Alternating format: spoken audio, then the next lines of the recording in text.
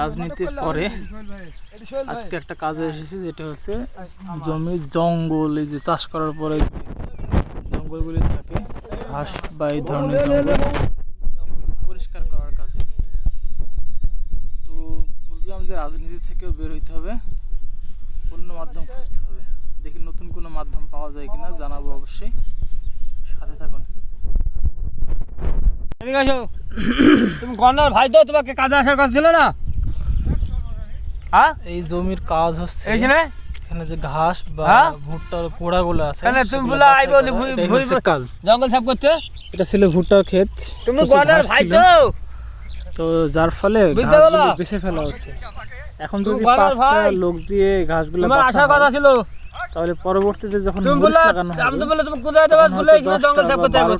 খরচ কমে যাবে। কি বললা বলে এখন যদি এই ঘাসটা না বাছা হয়, তুমি কি বললা বলো, 10 থেকে 12টা মানুষ বেশি লাগবে। সো এখানে একটা বুদ্ধি ব্যবহার করা হয়েছে খরচ কমানোর জন্য আর কি। হ্যালো, এই জন্যই বিশেষ করে এই কাজ করা।